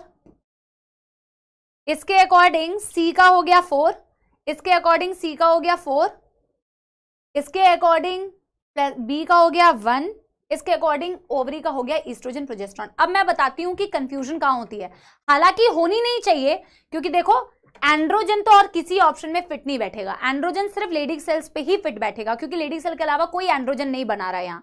तो जब एक ही ऑप्शन में दिया है तो आंसर वो होगा। आप पता है आपको किसमें मौत आती है, आप कहते हो मैम पर आपने तो कहा था corpus luteum ma'am progesterone oestrogen दोनों सिक्रीट करता है, फिर यहां मैम प्रोजेस्टेरॉन ओनली दिया हुआ है। मैम ऐसे तो गलत बात है, गलत है। कभी कभी ऐसे आ जाता है, कभी कभी ऐसे क्वेश्चंस दे देते हैं, बट आपको देखो ऑप्शन ही इतने आसान देंगे कि आपको सिलेक्ट करने में प्रॉब्लम नहीं आएगी कि आप ओवरी के लिए सिर्फ प्रोजेस्टेरॉन मार्क करो या कॉर्पस ल्यूटियम के लिए सिर्फ प्रोजेस्टेरॉन मार्क करो। समझ आ रही है मेरी बात बेटा? मेरी बात समझ आ रही है ना? मेरी बात समझ आ रही है ना? ठीक है, तो sometimes questions like this will be there, don't get scared कि हमने तो मैम ईस्ट्रोजन भी पढ़ा है तो मैम वो गलत है। वो गलत नहीं है, ज्यादा प्रोजेस्टेरॉन ही बनाता है, ईस्ट्रोजन कम अमाउंट में। और क्वेश्चन के अकॉर्डिंग आपने आंसर करना है। हमें 2020 में मिल गया बेटा 4 नंबर पहले क्वेश्चन में। अगला सवाल 2020 के है बेटा अगले सवाल, select the correct option, select the correct option of haploid cell from the following group. इसमें से बेटा हैप्लॉइड को सिलेक्ट करो, हैप्लॉइड को सिलेक्ट करो। प्राइमरी oocyte हैप्लॉइड नहीं होती, पहले गलत हो गया। सेकेंडरी स्पर्मेटोसाइट हैप्लॉइड होती है। फर्स्ट पोलर बॉडी हैप्लॉइड होती है। ओवम हैप्लॉइड होता है। Spermatogonia diploid, primary spermatocyte diploid. समझ आ गई बात? समझ आ गई बात? यस, +4 दे दूं, +4 दे दूं। देखो डायरेक्ट क्वेश्चन आया हुआ है एम्ब्रियोनिक डेवलपमेंट से, डायरेक्ट क्वेश्चन आया हुआ है बेटा एम्ब्रियोनिक डेवलपमेंट से। In human beings at the end of 12 week यानी कि first trimester the following is observed. Eyelashes तो नहीं बेटा 6th में है। Major organ system, first trimester में most of the major organ system is formed. Head is covered with fine hair that is बेटा 5th month. Movement 5th month. ठीक है, +4 दे दे। एकदम हलवा सवाल था ये 2020 का। अगला सवाल 2019 का रहा आपके कंप्यूटर स्क्रीन पर, ये select the correct sequence of transport of sperm in the male reproductive system. तो करेक्ट सीक्वेंस देखो, टेस्टिस के बाद गया स्पर्म एपिडिडाइमिस, एपिडिडाइमिस से गया वासा एफरेंशिया, बिल्कुल गलत। सेमिनिफेरस टिब्यूल में स्पर्म बना, रेटे टेस्टिस में गया, वासा एफरेंशिया में गया, एपिडिडाइमिस में गया, वास डिफरेंस में गया, इजैक्यूलेटरी डक्ट में गया, यूरेथ्रा में गया और यूरेथ्रल मीटस में गया। बिल्कुल सही बात। सेमिनिफेरस टिब्यूल में गया, वासा एफरेंशिया में गया, एपिडिडाइमिस में गया, इनग्वाइनल कैनाल में गया, यूरेथ्रा में गया। कैसे हो गया बेटा? Testis, epididymis, vasa efferentia, vas deferens, ejaculatory duct. ठीक है, गलत हो गया। ठीक है, कोई दुख दर्द समस्या इसमें? किसी को कोई दुख दर्द समस्या? Everybody yes. 2019 का आखिरी सवाल, आखिरी सवाल। ठीक है, तो 2023, 2, 1, 20 एंड 19 लास्ट क्वेश्चन है बेटा, last. Extrusion of second polar body from the egg nucleus occurs after the entry of sperm, before fertilisation, after fertilisation, before entry of sperm, simultaneously with cleavage. Second polar body कब release होती है? Sperm का contact हुआ secondary oocyte में, जैसे ही secondary oocyte को छुआ, secondary oocyte पहले ओवम बनाती है और सेकेंड पोलर बॉडी रिलीज कर देती है। जब ये डिवीजन कंप्लीट होता है तब ओवम बनता है और तब ओवम का न्यूक्लियस और स्पर्म का न्यूक्लियस फ्यूज करेगा, यानी after entry of sperm but before fertilisation. और हमें मिल चुके हैं 4 नंबर। और आप मुझे पहले जेन्युइनली बताइए कि आपको कैसा फील हो रहा है कि पेपर कैसा आता है बेटा? कहां से आता है पेपर? चाइना से, जापान से, यूएस से, रशिया से, कहां से पेपर आया है? हाँ, यस, जल्दी बताओ। यस एवरीबॉडी, यस एवरीबॉडी, जल्दी बताएंगे बच्चों। तो यहां पे होती है चैप्टर की समाप्ति। ठीक है, PYQ हर साल कराती हूं, तुम्हारे अर्जुनाज में भी जो मेरे से पढ़े मैं वहां पे भी कराती थी और अभी भी कराती हूँ। PYQ करना भी चाहिए तुम्हें, और वो कराने का मतलब ये है बिल्कुल NCERT। देखो मैं आपको दिल की बात बताती हूँ, जो हमेशा मैं दिल से बात बताती हूँ। ये कहने वाली कोई बात ही नहीं है कि आप बेटा तुम मेरे ही नोट से पढ़ो, मेरे ही नोट से पेपर आएगा। ऑब्वियस सी बात है, जो टीचर जिस भी बेटा जहां पे भी कहीं पे भी पढ़ा रही हूं मैं, तो नोट्स, पहली बात तो नोट से आना भी चाहिए, नहीं तो हम पढ़ाई क्यों रहे हैं, फर्स्ट थिंग फर्स्ट। दूसरी बात, हम पढ़ा क्या रहे हैं, हम कोई XYZ बुक पढ़ाते ही नहीं है, हम पढ़ाते ही NCERT है। और जब NCERT पढ़ा रहे हैं और पेपर NCERT से आ रहे हैं तो NCERT से ही आएगा। तो आपको ये बात ध्यान रखनी है, मैम ने कई बार आपको ये बात बोली है बेटा, NCERT प्लीज बेटा। And it's okay if you feel अरे मैम एक आधा क्वेश्चन तो आ ही जाता है, तो why are you running after that one question that can ruin your entire the whole 360 marks. तुम 355 के पीछे भागो ना यार, 356 के पीछे भागो ना यार, तुम उस 4 नंबर के पीछे भागते हो जो कि आज के डेट में नहीं आता है, आज के डेट में नहीं आता है यार, ठीक है। तो डोंट रन आफ्टर दैट यार, run after getting a government medical college. You will easily get a government medical college at least by only reading NCERT of biology. You will get sufficient time to do your physics and chemistry. If you do PhD in beta physics, this botany and zoology, there will be no time left for physics and chemistry, which is the biggest mistake that you can do. ठीक है, notes पढ़ो कि concept clear हो। अभी तुम्हारे पास time है, अच्छे से नोट्स पढ़ो कि कॉन्सेप्ट NCERT के क्लियर हो। बट whenever बेटा you try to revise it from NCERT.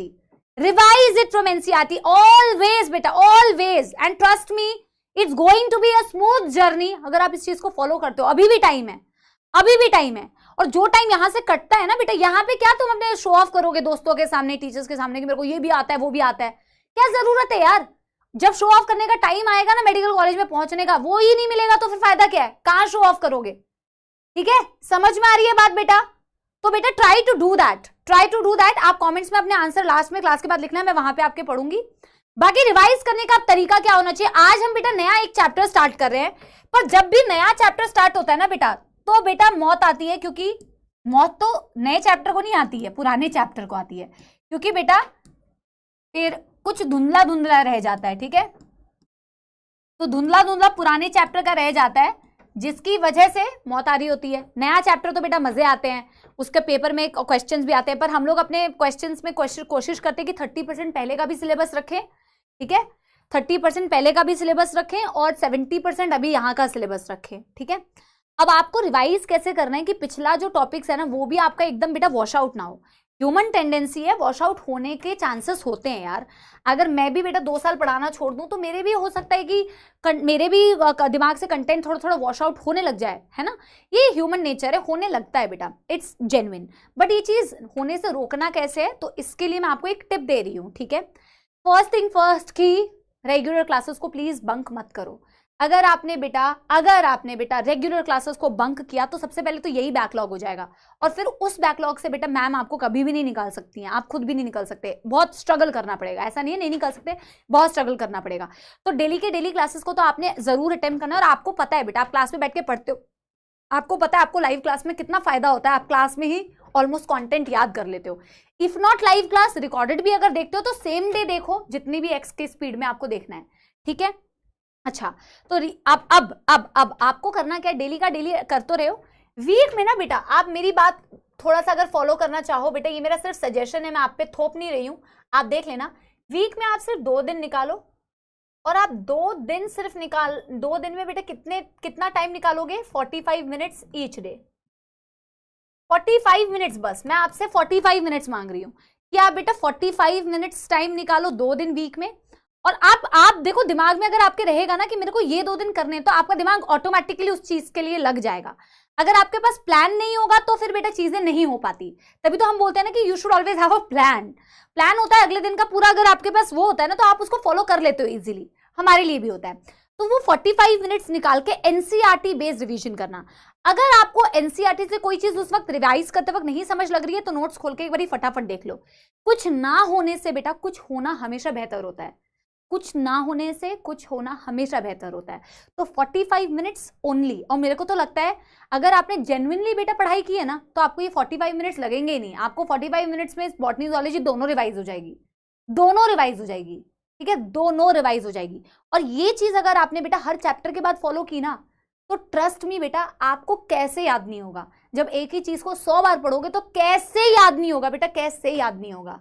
ठीक है, हाँ क्लास के बाद अगर जाके पढ़ते हो ना तो I think it should hardly take 15 minutes class का पढ़ा हुआ। ठीक है, चलो शुरू करें बेटा फिर आज का। यस, तो हमारे पास सिर्फ बेटा 25 मिनट का वक्त रह गया है और आज हम बेटा शुरू करने जा रहे हैं रिप्रोडक्टिव हेल्थ। ये रिप्रोडक्शन यूनिट का दूसरा चैप्टर है। फर्स्ट बेटा रिप्रोडक्शन यूनिट का हमने ह्यूमन रिप्रोडक्शन पढ़ा, ऑलमोस्ट बेटा उसी से मतलब मिलता जुलता रिप्रोडक्शन से रिलेटेड, क्योंकि रिप्रोडक्शन यूनिट का ही दूसरा चैप्टर है रिप्रोडक्टिव हेल्थ। ठीक है, शुरू करें बच्चा पार्टी। यस, सुंदर सुंदर से बेटा हेडिंग डाल लो और सुंदर सुंदर से मेरे प्यारे प्यारे जग से न्यारे बच्चों मेरे साथ पढ़ाई करते जाओ। यहां पे हमने रिप्रोडक्टिव हेल्थ एक चीज लिखी है। ठीक है, अब आप बेटा मेरे को सबसे पहले बताओ, देखो जो चैप्टर का फर्स्ट आज का और कल का जो डे होगा, आपको लगेगा आज और कल थोड़ी ज्यादा ज्ञान की बातें होंगी, ज्ञान मतलब थ्योरेटिकल चीजें होंगी, बट ये थ्योरेटिकल चीजें आपके लिए बहुत इंपॉर्टेंट है और ये chapter NEET point of view से बहुत इंपॉर्टेंट है। आज तक एनसीईआरटी के बाहर का इसमें से एक भी सवाल नहीं आया है एक भी सवाल बाहर। ठीक है, जो मैं आपको इनिशियल पार्ट बता रही हूँ ना बेटा चैप्टर का, थ्योरेटिकल भले ही है बट आपके जीवन के लिए, जनरल नॉलेज के लिए बहुत ज्यादा इंपॉर्टेंट है, बहुत ज्यादा इंपॉर्टेंट है। ठीक है, बात क्या कर रहे हैं हम चैप्टर में, रिप्रोडक्टिव हेल्थ। तो first you tell me what do you understand by reproductive health, what do you understand by reproductive health. आपको क्या लगता है रिप्रोडक्टिव हेल्थ सुनते हो तो आपको क्या लगता है? एनसीईआरटी ने ना इस तरीके से एक बहुत अच्छा, एनसीईआरटी का ये बहुत अच्छा है, एक बहुत अच्छा ये दिया हुआ है। चलो अब मैंने आपको दिखा दिया है तो कोई बात नहीं, देखो क्या दिया हुआ है। The term simply refers to healthy reproductive organ with normal function. ठीक है, अगर आप जनरल देखना चाहो, जनरली आप बात करना चाहो तो आप जनरल सिंपल भाषा में बोल सकते हो कि हेल्दी रिप्रोडक्टिव ऑर्गन्स है और नॉर्मल उसकी फंक्शनिंग हो रही है, उसे आप रिप्रोडक्टिव हेल्थ बोल सकते हो। ठीक है, उसे आप रिप्रोडक्टिव हेल्थ बोल सकते हो। बट क्या सिर्फ रिप्रोडक्टिव ऑर्गन्स का हेल्दी होना, उनका ठीक ठाक काम करना ही रिप्रोडक्टिव हेल्थ है क्या? नहीं ना। जैसे हम हेल्थ की जब डेफिनेशन बोलते थे तो हम बोलते थे हेल्थ का, अच्छे हेल्थ का होना ये मतलब नहीं है कि सिर्फ बीमारी ना होना, डिजीज फ्री होना ही क्या हेल्दी होता है। आजकल तो बेटा बहुत ज्यादा चलन में है मेंटल हेल्थ, है ना, तो सिर्फ डिजीज बीमारी मुक्त होना ही हेल्दी नहीं कहलाता। उसी तरीके से रिप्रोडक्टिव हेल्थ का सिर्फ मतलब ये नहीं है कि रिप्रोडक्टिव ऑर्गन्स आपके सही से काम कर रहे हैं, वो हेल्दी हैं तो आप बिल्कुल रिप्रोडक्टिवली हेल्दी है, नहीं। अब आगे की लाइन में देखो दिया भी हुआ है कि it has a broader perspective, जो और भी कई सारी चीजों को इंक्लूड करता है।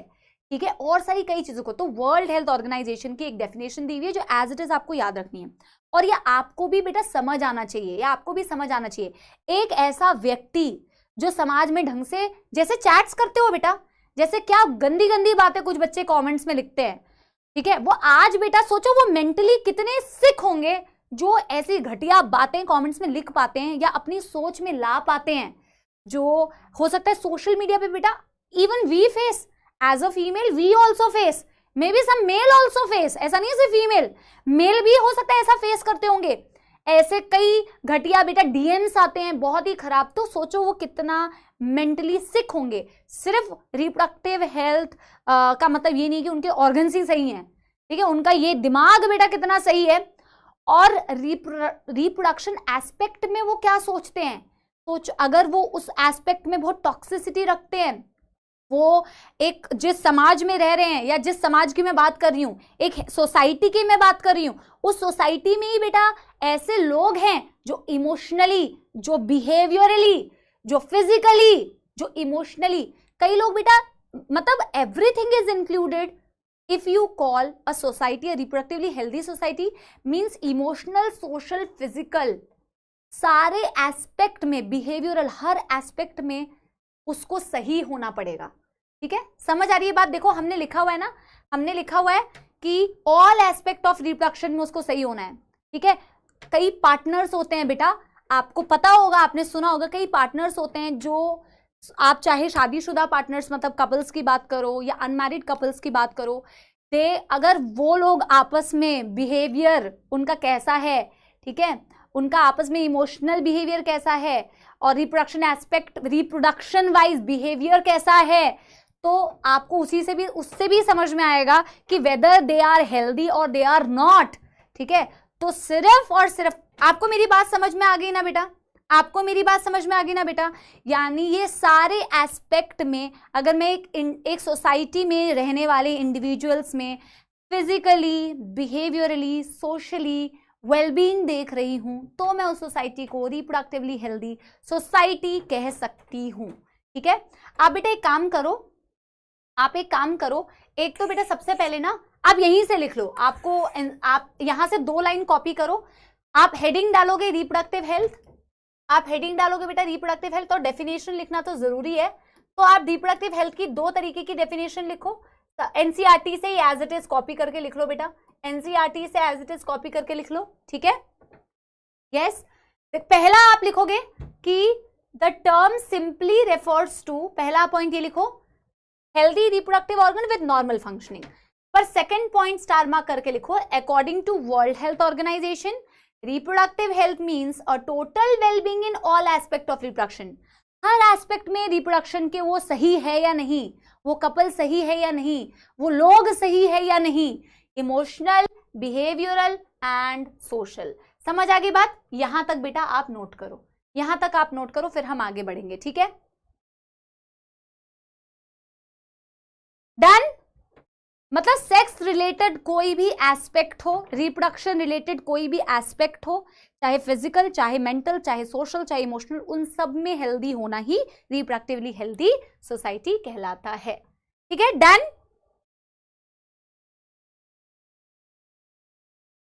डन कर लो बच्चों, इसको पहले लिख लो, मैं आपको टाइम दे रही हूं, फिर मैं आपको आगे आगे बताऊंगी। बेटा देखो, रिप्रोडक्टिव हेल्थ में कई सारी प्रॉब्लम्स हैं, और प्रॉब्लम्स जब होंगी तो उसके लिए बेटा सोल्यूशन निकालना पड़ेगा, सोल्यूशन निकालना है तो उसकी स्ट्रैटेजी बनानी पड़ेगी, है ना? प्रॉब्लम क्या क्या है? प्रॉब्लम बहुत सारी है बेटा, आज के डेट पे तो कई सारी प्रॉब्लम का सोल्यूशन आ चुका है। आप सोचो पहले के टाइम पे यार, कई अभी 50, 60, 70 साल पहले का आप सोसाइटी सोचो और आज की सोसाइटी देखो तो बहुत डिफरेंसेस है, बहुत डिफरेंसेस है। तो अगर हमें एक रिप्रोडक्टिवली हेल्दी सोसाइटी क्रिएट करनी है तो हमें क्या क्या करना पड़ेगा, क्या स्ट्रैटेजी बनानी पड़ेगी, उसकी ही हम आगे बेटा डिस्कशन करेंगे। ठीक है, ठीक है। तो हम आगे क्या देखने वाले कि रिप्रोडक्टिव हेल्थ के क्या क्या प्रॉब्लम्स हैं और उसकी क्या क्या स्ट्रैटेजी है। और सबसे बड़ा प्रॉब्लम तो बेटा हम सबको पता है, सबसे बड़ा प्रॉब्लम हम सबको पता है ना? क्या प्रॉब्लम? सबसे आम प्रॉब्लम आप मुझे बताओ, सबसे आम प्रॉब्लम आप मुझे बताओ। पॉपुलेशन यार, पॉपुलेशन है जो रुकने का नाम ही नहीं ले रही है यार। वर्ल्ड वाइड भी पॉपुलेशन देख लो और इंडिया का पॉपुलेशन तो बेटा देख ही लो, इस साल का डेटा तो तुमने देख ही लिया है।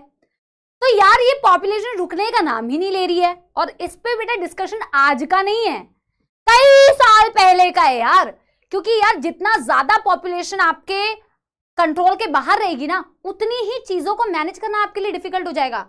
चाहे आप फूड सप्लाई के मामले में बोलो, चाहे आप नौकरी के मामले में बोलो, चाहे आप क्या बोलते हैं हेल्थ फैसिलिटी के बारे में बोलो, मेडिकल फैसिलिटीज के बारे में बोलो, रहने घरों के मामले में बोलो, हर चीज बेटा पॉपुलेशन जितनी ज्यादा बढ़ती जाती है उतनी ज्यादा बेटा प्रॉब्लम्स आती जाती है। आप देखो जो यूजुअली ऐसा होता है, जो लेस पॉपुलेटेड कंट्रीज होती हैं उसमें मैनेजमेंट करना बहुत ही आसान है, और अपने तो बेटा रुकते ही नहीं है। अभी यहाँ पे तुम अगर देखोगे, एक डेटा मैं आपको बताऊंगी आपको मैं, आप हेडिंग क्या डालोगे बेटा?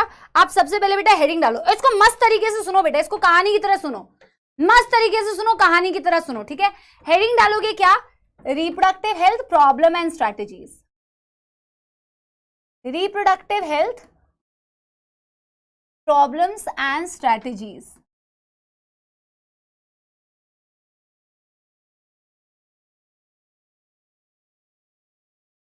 प्रॉब्लम, हाँ, एंड स्ट्रैटेजी। आपको ये जानकर बेटा, आपको ये जानकर हैरानी होगी, क्या जानकर हैरानी होगी? ये नहीं कि इंडिया का पॉपुलेशन बहुत ज्यादा है, वो तो आपको पता है, ठीक है, लेकिन बेटा आपको ये जानकर हैरानी होगी कि India was amongst the very first country जिन्होंने पता है कौन से प्रोग्राम इंट्रोड्यूस करे थे कि एक हेल्दी रिप्रोडक्टिव सोसाइटी बनाएंगे, पॉपुलेशन को बिल्कुल कंट्रोल में लाएंगे, फैमिली प्लानिंग प्रोग्राम। सोचो, जरा सोचो, 1951 में India was the very first country to introduce such programs called as family planning programmes. पर कितनी फैमिली प्लानिंग करी कि आज हमारी पॉपुलेशन देख लो बेटा कहां पहुंच चुकी है। ठीक है, इसका मतलब ये है, इसका मतलब यार स्पेलिंग ठीक कर लो यार, कोई बात नहीं यार, स्पेलिंग तुम ठीक कर लो। ठीक है, तो आप सोच के देखो, आप इसको अपने रियल लाइफ से भी बेटा वो कर सकते हो रिलेट। क्या सिर्फ स्ट्रैटेजी बनाना जरूरी होता है? आज मैं 6 घंटे पढ़ लूंगी, आज तो मैं आग लगा दूंगी, आज तो मैं ये कर लूंगा, और जब करने की बारी आती है तो ठुस हो जाते हैं बेटा एकदम। ठीक है, कुछ नहीं करते। स्ट्रैटेजी बनाना सिर्फ इंपॉर्टेंट नहीं है, बना के इंप्लीमेंट करना उससे बहुत ज्यादा जरूरी है। बातें सिर्फ हवा में नहीं होती है। ठीक है, हवा में नहीं होनी चाहिए। तो वही बात है कि India was the very first country to introduce family planning programme. क्यों इंट्रोड्यूस किया था? कि यार एक हेल्दी रिप्रोडक्टिव सोसाइटी बनाएंगे। ठीक है, फॉलो तो क्या हुआ क्या नहीं हुआ वो तो ठीक है। और आपको तो पता ही है बेटा कि जो प्लानिंग होती है वो मतलब जो भी स्ट्रैटेजी कंट्री लेके आती है उसको हमेशा उसमें इम्प्रोवाइजेशन हम करते रहते हैं। तो उसमें भी बेटा इसमें भी इम्प्रोवाइजेशन हुई। तो पहले तो हम सिर्फ फैमिली प्लानिंग प्रोग्राम लेके आए थे कि एक हेल्दी रिप्रोडक्टिव सोसाइटी कैसे बनाएंगे, रिप्रोडक्टिव हेल्थ पर एम्फेसिस ज्यादा किया था। अब फिर इसके बाद कुछ इंप्रूव्ड प्रोग्राम्स आए। कौन से इंप्रूव प्रोग्राम्स आए? जिसे हम reproductive and child health care programme बोलते हैं, जिसके बारे में मैं आगे डिस्कस करूंगी। Reproductive health problem and strategies में सबसे पहले आप लिखो फैमिली। और बेटा इससे ना क्वेश्चन आता है, इस चैप्टर में ईयर से डेटा से बहुत ज्यादा क्वेश्चन आता है। तो फैमिली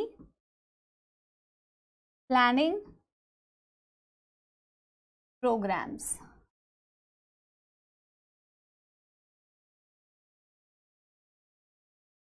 ठीक है।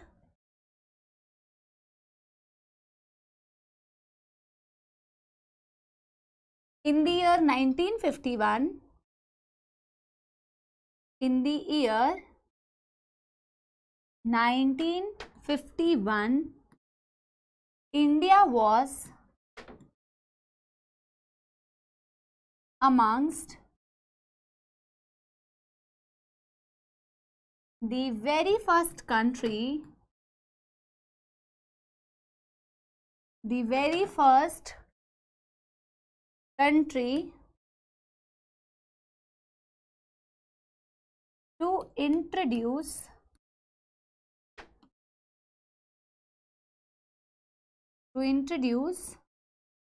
such program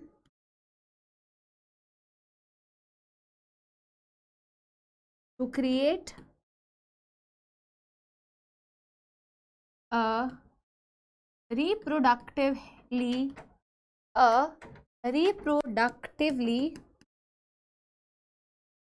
healthy society।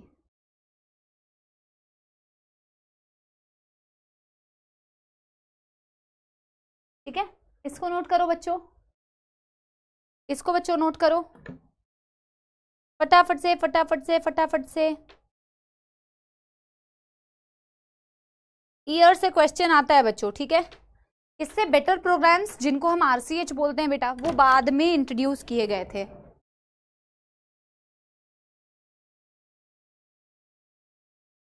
AC चल नहीं रहा है क्या?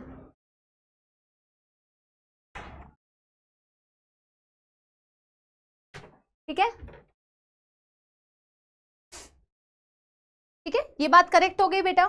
अब एनसीईआरटी ने एक चीज और दी हुई है बेटा कि ये तो इनिशियल प्रोग्राम्स थे, इससे कुछ और बेटर प्रोग्राम्स लेके आए जिसमें चाइल्ड हेल्थ केयर पर भी एम्फेसिस देने लग गए।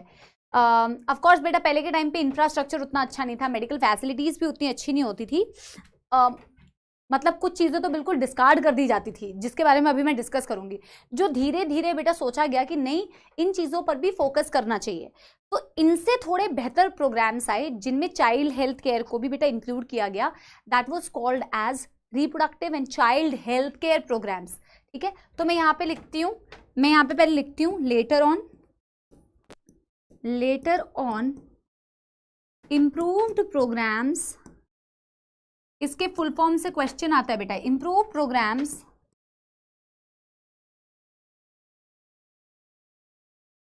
called as RCH, जिसको बोला जाता है बच्चों reproductive and child health care programme. Reproductive and child health care programme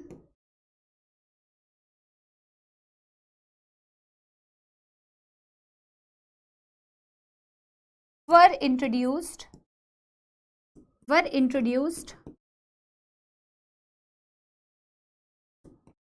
in which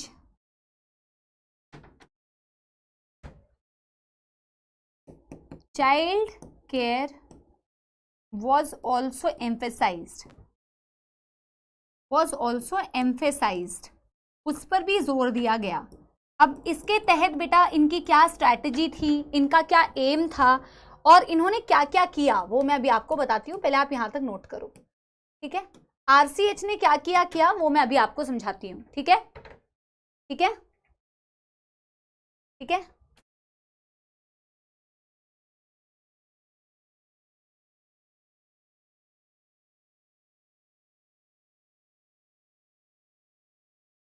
एक बचपन में आपने कहावत सुनी थी, जो गरजते हैं वो बरसते नहीं, सुना है आपने? ये जितने भी मैं देखती हूँ ना, I shouldn't be commenting but I can not stop, जो भी इंसान अपनी लाइफ में बेटा, अभी छोटे हो, जब आप बड़े होगे आप देखना, जो भी इंसान आपके ऊपर कोई भी चीज थोपेगा ना बेटा और ज्यादा बोलेगा कि मैं ये हूं, कोई और बोलेगा मैं तो ये हूं, कोई बोलेगा कि ऐसे करना चाहिए, ये सबसे अच्छे होते हैं, कोई कहता है ये सबसे अच्छे होते हैं, वो लोग सबसे कम उस चीज को फॉलो करते हैं। आप देखना बेटा, जो जितना ज्यादा जोर लगा के बेटा ये जताने की कोशिश करता है ना कि मैं तो ये हूं और आप भी यही बनो, मैं तो ये हूं, ये सबसे अच्छा होता है, ये वो है, ये होता है, वो जीवन में एक्चुअल में बेटा देखना उस चीज को कभी फॉलो नहीं करते। मैंने अपने लाइफ में भी देखा है, कितनी चीजों का बेटा कई लोग ज्ञान देते हैं और जब आप उनकी जिंदगी में देखोगे कि उस ज्ञान का वो 1% भी फॉलो नहीं करते हैं, ठीक है। And this is what is actually happening here also. So if you believe in something, if you trust in something, you don't have to show it off always. You don't have to show it off always. It is within बेटा, और वो अपने अंदर होना चाहिए, ठीक है, वो अपने अंदर होना चाहिए। समझ गए बच्चों? Yes?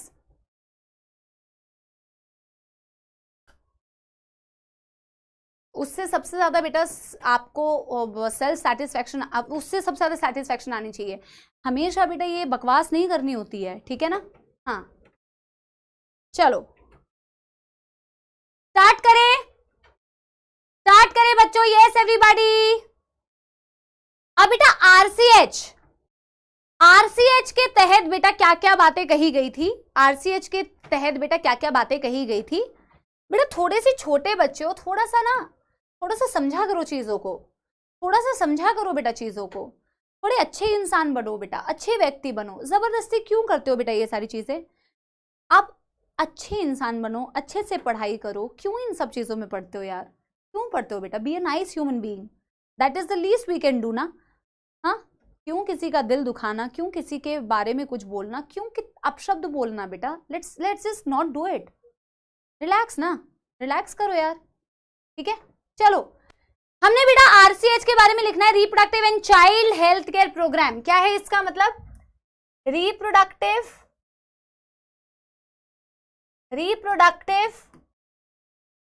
And child health care programme. Reproductive and child health care programme, ठीक है।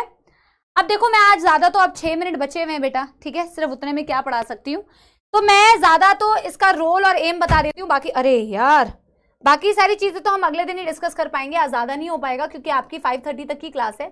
इसका क्या एम था और इस पर मेजर रोल कौन प्ले करता है, बाकी इसके अंदर क्या क्या पॉइंट्स आते हैं वो हम कल की क्लास में डिस्कस करेंगे, ठीक है। तो बच्चों क्या है इसका एम, क्या था? सबसे बड़ा एम था इसका अवेयरनेस क्रिएट करना, जो कि हम सब में भी कमी है, जिसकी वजह से ये जो चीजें आप कमेंट्स में करते हो ये इसीलिए हो रहा है क्योंकि अवेयरनेस की कमी है। एक बेटा आज के डेट पे लोगों को कॉन्ट्रासेप्टिव मेथड्स के बारे में पता है, लोग जानते हैं कि ऐसी भी मेथड्स होते हैं जिनसे प्रेगनेंसी रोकी जा सकती है। If you do not want pregnancy, unwanted pregnancy नहीं चाहिए, तो कैसे उसको कंट्रोल कर सकते हैं। पहले के टाइम, मतलब आई एम सेइंग कि अवेयरनेस का मतलब बहुत सारी चीजों के बारे में awareness. People did not know कि सेक्स अब्यूज नाम की भी कोई चीज होती है। लोगों को पता ही नहीं था कि एड्स कितना खतरनाक है। लोगों को पता ही नहीं था कि सेक्सुअली ट्रांसमिटेड डिजीज भी कुछ होती है। लोगों को पता ही नहीं था कि कोई टेस्ट भी कर सकते हैं जिससे ये पता चल सकता है कि बच्चे में कोई जेनेटिक फॉल्ट है या नहीं है। स्कूल में सेक्स एजुकेशन हो करने लगते हैं यार। अभी तुम्हें भी अगर बेटा, कई बच्चे हैं क्लास में, हालांकि I am the kind of teacher, I will not emphasize on that and I will still teach the way I want to.